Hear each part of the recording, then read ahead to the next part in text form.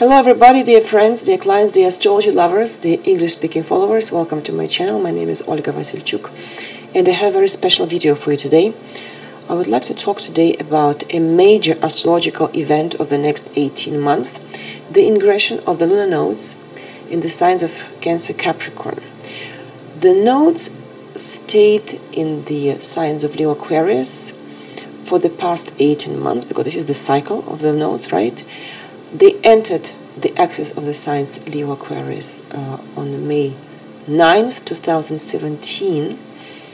On the 6th of November, the nodes will change the signs. They will enter in Cancer, Capricorn, where they will stay until May 5th, 2020. And then they will pass to the axis of the signs Gemini, Sagittarius, right? So today I will compare the two axes, Leo, Aquarius and Cancer, Capricorn, and in the first half, in the beginning, I will talk about the lunar nodes.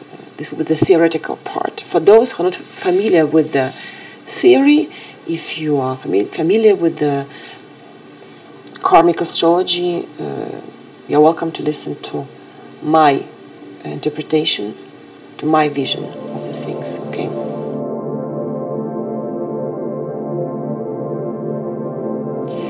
So, what are the lunar nodes? Let's start by some philosophy. The human being, possessor of an immortal soul, comes back to Earth each time in a new incarnation with the goal of pursuing his evolution. Therefore, its essence, within an isolated incarnation, it's neither a common fact nor static phenomenon, but a dynamic process. Each soul has its own path, its unique mission, its destiny. For each soul, an exclusive program is intended, as well as an individual lessons and tests. We are all equals before God, in the sense that the rules are the same for everyone at the school of life. What are these rules? The soul expands its consciousness through the sphere of earthly experience, often painfully so, overcoming obstacles, making detours, sometimes finding itself in an impasse until it finds its way to truth. The Supreme Being has never left man to himself, condemned to wander without understanding what to do, not knowing how to live or what direction to take. Throughout the history of mankind, moral laws have been received in the form of commandments through enlightened people and through spiritual revelations. But it is not our one and only clue. In our lives, we often meet people who show us the direction in an obvious manner or sometimes more subtly so. The Absolute uses various ways to communicate to us what is expected from us. We just have to be able to read the signs on our way. Now the question is, how can astrology help us in this search as the objective and accurate tool for the assessment of our levels of self-development? In the birth chart of each person is encrypted the axis of her destiny. This axis determines life lessons and unavoidable situations of destiny. It is determined by the position of the lunar nodes from the south node, from the descending node, towards the ascending one, or the north node. The lunar nodes are 2 points of intersection between the lunar and terrestrial orbits. They are formed during the passage of the moon from the southern hemisphere to the northern hemisphere. The nodes slowly rotate around the Earth clockwise and make a complete revolution in 18 years and a half. In the horoscope, they are always positioned in the opposite sides of the zodiac. For example, if the north node is in Aries, the south node will always be in Libra. Approximately every 18 months, the position of the lunar nodes in the signs changes. The position of the south node is also called the descending node, or Ketu, or the dragon's tail. Its position in a sign in the house of the horoscope of the birth chart helps in determining the innate characteristics of a person, her abilities, talents, and traits, all these things that manifest easily and effortlessly, naturally and unconsciously, since they were acquired in the previous incarnation. The South Node is the key to the deepest layers of our psychology. It describes the most entrenched patterns of our reactions. If you rely on these familiar reactions too much, we will find ourselves in an internal impasse. It is because the south pole of the chart is the path of the least resistance. It is the way water flows from the top of the mountain to its foot. And when energy is not flowing into the desirable pole from an evolutionary point of view, it inevitably accumulates in the opposite pole.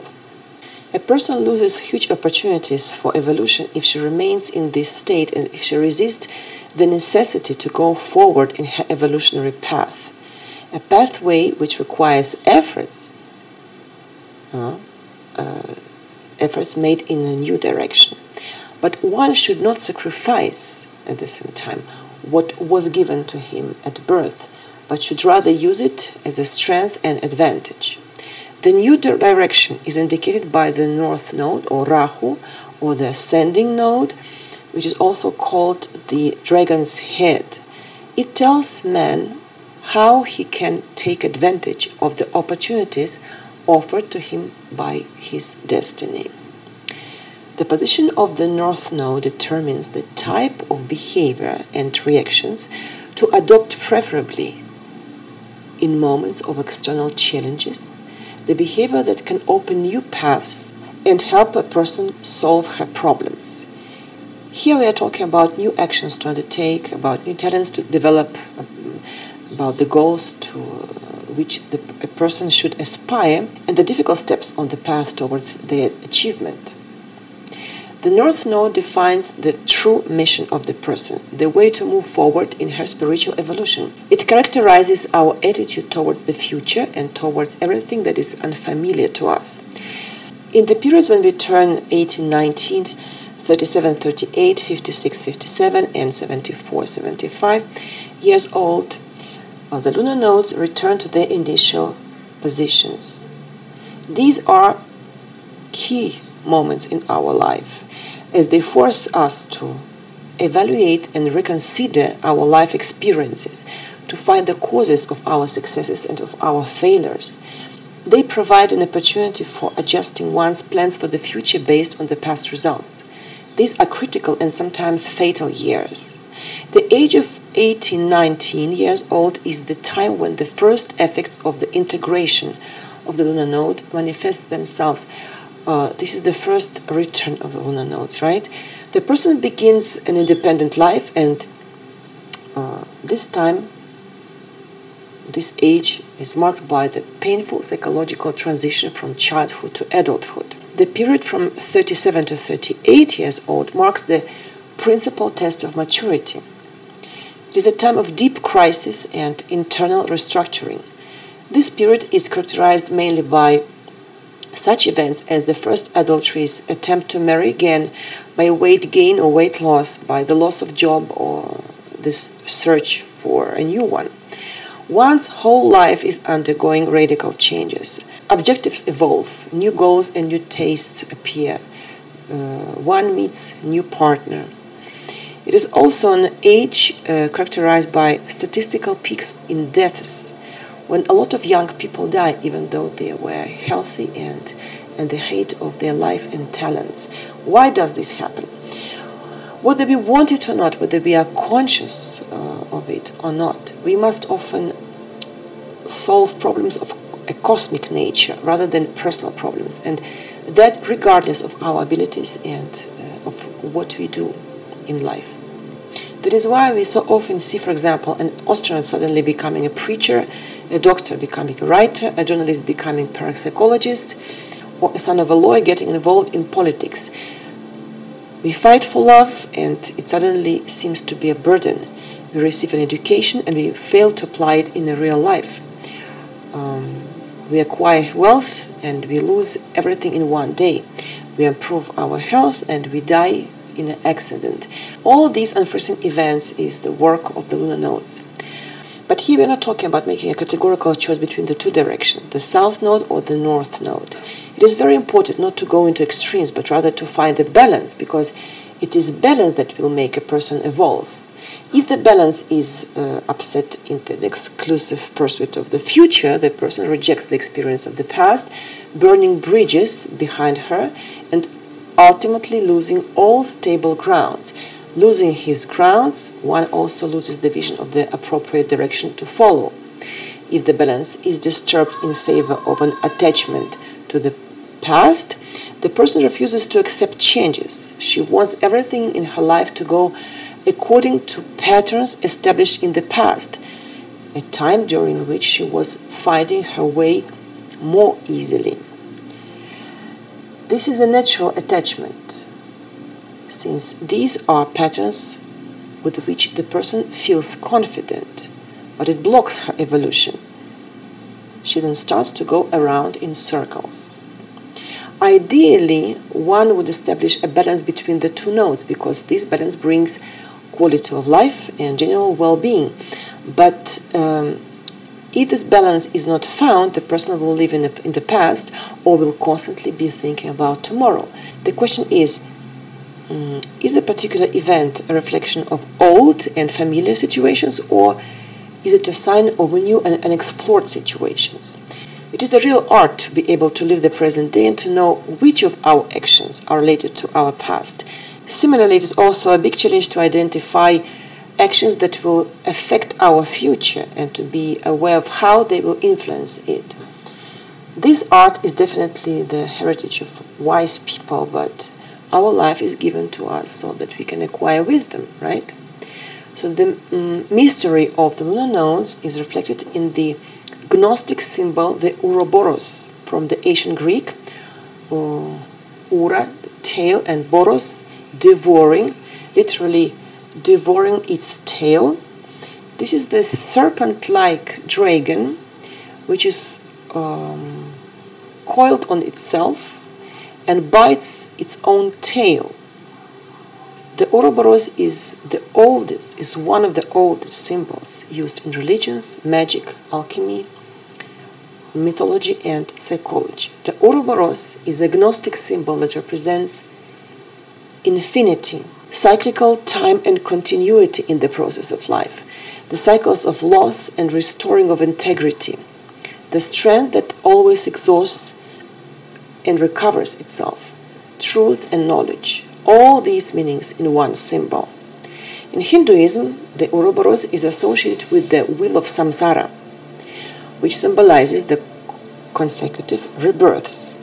The doctrine of reincarnation implies that when the intangible origin of an individual is tied to a new body after the decomposition of its previous structure of incarnation, it retains the mental faculties and the assets corresponding to the results of the previous existence, in accordance with the law of karma.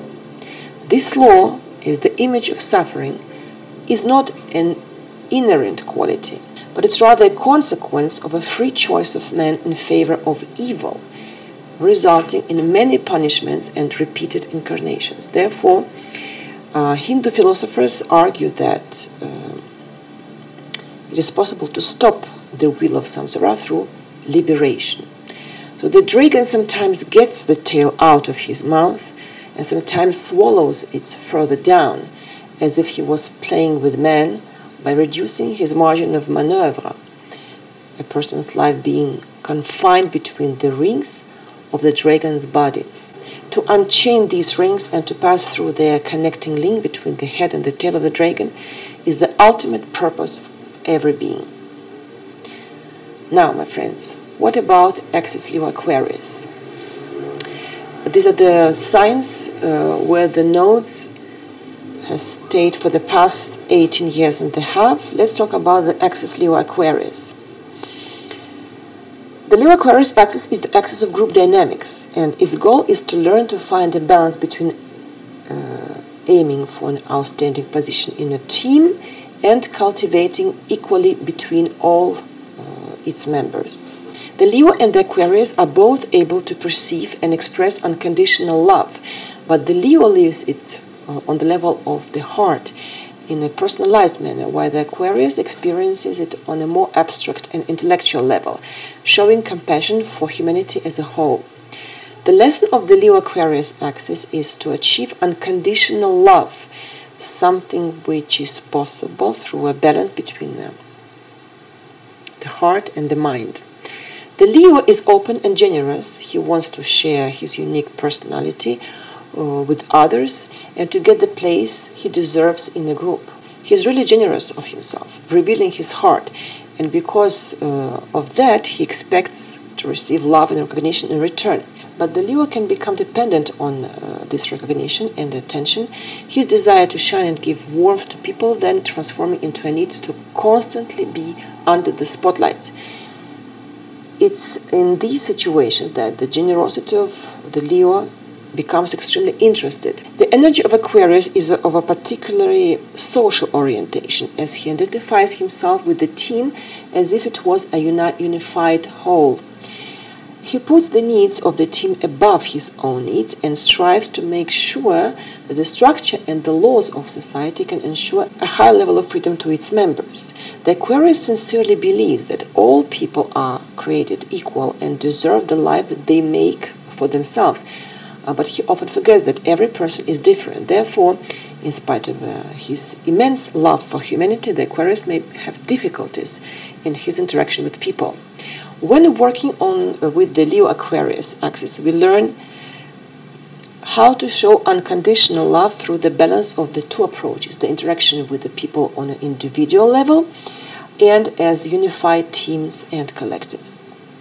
Any individual approach should be balanced by a universal form of love and the recognition of an equal status for everyone. Now, we know that the nodes can be placed in two ways on the axis, right? If we have the south node in Leo, the north node in Aquarius, what happens? The gift of the south node in Leo is the ability to share with others, to open one's heart, to manifest love. Here we can find huge stocks of created authenticity, of courage, of self-confidence. The trap here is an excessive dependence on the recognition of his own uniqueness, on the recognition of his capacity for love and generosity. The Leo's need to be in the center of attention may become unhealthy, which will lead to a selfish behavior, to pride and childishness. The goal is using the energy of Aquarius to shift part of his own focus on his own person towards group dynamics, thus realizing that becoming the member of a team doesn't mean a loss of individuality. It is in fact quite the opposite. Each individual contributes in his own way to the achievement of common objectives. Now, the second possibility of the position of the lunar nodes in the signs on this axis: the south node in Aquarius, the north node in Leo.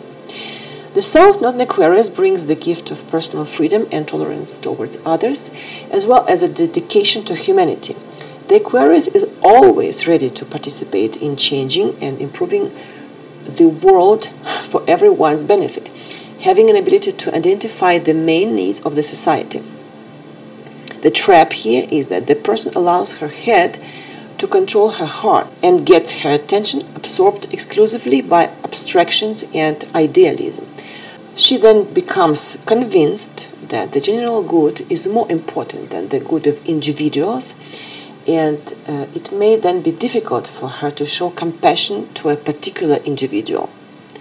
The goal here is to learn from the Leo how to act according to the heart, to understand that every member of a team is unique and deserves recognition, to keep in mind that they are all equals at the same time. So the Cancer-Capricorn axis is the axis of responsibility, and its goal is to learn to take care of ourselves while taking care of others, something which can take the form of duties towards family and towards society. The Cancer wants to be reassured that he will receive care and safety while satisfying his emotional needs in the field of his personal and familial responsibilities. The Capricorn also looks for security and support, but through social order and through the law, thus focusing on fulfilling his professional duties. Both signs are in search of a balance between egoism and selfishness. The Cancer is looking for emotional and spiritual connections through care for others. This is how he satisfies his personal psychological needs. If he becomes too absorbed in caring for others, he can become extremely dependent, and in the end, he will feel quite unhappy. He can turn into an eternal protector, giving everything but afraid of receiving anything in return. The Capricorn is more concerned about the needs of society and acts on the material and concrete levels, motivated by physical and material order. He is convinced that he will satisfy his own material needs if he assumes responsibilities towards the protection of social order. But in cases when Capricorn ends up thinking about personal ambitions more than duty, he will tend to use power for his own personal ends. So the axis Cancer Capricorn teaches us how to find balance between our family duties and our social responsibilities. It also teaches us how to understand that when we cannot help others, we cannot expect help from others. And by helping others, we also show them how to take responsibility for their own lives. So the first possibility of the position of the nodes, the South Node in Cancer, the North Node in Capricorn. The gift of the South Node in Cancer is compassion, warmth, sympathy, ability to care about others and to communicate with others. The trap here is the person can fall into a pattern of excessive dependence on others on the emotional level, always demanding support and attention. Or she can go to the other extreme, taking the role of the eternal benefactor, helping and taking care of everyone, even when she's not asked to do so.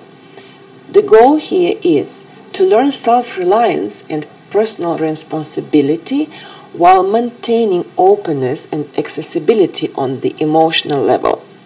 Working on the North Node in Capricorn, we learn to think about our own needs and to be responsible for our own lives, as a result becoming less dependent on the opinion and energy of others. The second position, the South Node in Capricorn, the North Node in Cancer. The South Node in Capricorn provides one with a strong sense of self-discipline, self-sufficiency, of personal responsibility, of pragmatism, as well as an ability to manifest desires, her own desires and ideas. The trap here is that the person is convinced that to depend on the help of others and to depend on the emotional ties in general, it's a sign of weakness. So the person immerses herself into her work, puts her career in front of her personal needs, and ends up consuming a lot of time and energy, leaving none for her personal life. So the goal here is to, when working on the North Node in Cancer, we need to learn to let go, to tear down some walls, and to open our heart to emotional connections, also letting others take care of us. Just one remark, we focus on Rahu because Rahu indicates the direction of the evolutionary development of a particular incarnation. So in November 2018, Rahu moves from Leo to Cancer, okay? And that's why I would like to invite you to reflect on the symbolism of the sign of Leo and in the sign of Cancer preceding it. If you want to speak of the signs of the zodiac as about symbolic steps of the development of the process of life, as about levels and stages in the mastery of reality, and not as about astropsychological characteristics of people born under this or that sign of the zodiac, then the transition from the stage of the sign of Cancer to the stage of the sign of Leo would be the transition from life as the process of survival and of satisfaction of your minimal needs, of our minimal needs, to life as the process of creativity, creation, to life full of drive, risk, and enjoyment. Cancer that precedes Leo symbolizes the need to find our small place in the big world, the condition in which we feel protected, safe, having the minimum to satisfy our biological needs. And at this point, what is important to us is to know ourselves and as well as our deep inner motivations. On the next step of the sign of Leo, what comes to the fore is the need to have resources above the minimum required, the desire to do what pleases us, to resolve our potential, to create. We no longer seek safety and protection, but we seek recognition, appreciation, and validation of our importance by others. In order to arrive to all this, we aspire to the demonstration of our talents, of ourselves, to people around us, and to the entire world. And on this stage of evolution, what is essential for us is to be able to manifest our individuality, our capacities, our talents, our potential, and to project all these to the outside world. The ingression of the lunar nodes from the axis of the signs Leo Aquarius, Rahu was in Leo, will move to Cancer, Ketu was in Aquarius, will move to Capricorn. On November 6, 2018, will determine the themes of the eclipses during the period from winter 2019 until summer 2020. It means that starting from the end of 2018, after the quest for self-realization, after the search for new levels of freedom, of love and creativity, we arrive at the inevitability of building a new order of things by focusing on what is the basis of our reality and on what can become the foundation of new projects of our lives. So the sign of Cancer, which will meet the ascending node, Rahu, will determine during the next 18 months the themes of the eclipses, yes, and will allow us to prepare the old foundations for new constructions. What does this foundation consist of? First of all, we are talking about an internal foundation that we need in order to climb the zodiacal circle, moving upwards. Don't forget that the nodes move in the opposite direction than the zodiacal sign move. In order to occupy a certain place in the structure of the world, of the outside world. Outwardly, we're talking about the familiar world, family, home, house, household, the place of residence, deep emotional bonds, the way of life, and the usual order of things. The sign of Cancer is always symbolically associated with the areas of our safety and comfort. These are the invisible roots from which our tree of life grows. So the sign of Cancer that will meet the Rahu, the North Node, will bring us a lot of changes in the structuring in the spheres of Cancer, new trends in family issues, changes in blood ties and relationships with our emotional accomplices. Many of us may live changes of the place of residence. Well, briefly, the established way of life will change. On the internal level, many of us will eventually expand the inner areas of the comfortable and the familiar by changing the patterns of their worldview. And why the nodes move into the opposite direction of the zodiacal movement than the zodiacal signs move. The nodes symbolize the relationships of cause and effect in our life, the law of karma. The model, the pattern of our present life is closely related to the rights and obligations received during the incarnation at our birth. The performance of duties leads to spiritual growth, and this cannot be avoided. No one have the total free will, except the most spiritually awakened, the enlightened people. And the nodes are the points that contain the concentration of tasks related to destiny and the free will. They are the portals through which the karmic factor functions, through which the supreme universal force, the absolute, interacts with the man. So in the spiritual sense, the retrograde movement of the axis of destiny, of the axis of the lunar nodes, assumes that everything that happens in the present has its roots in the past. Good luck, my dear friends, for this ingression of the lunar nodes. Thank you for your time and your attention. Take care of yourselves, and I talk to you very, very soon. Goodbye.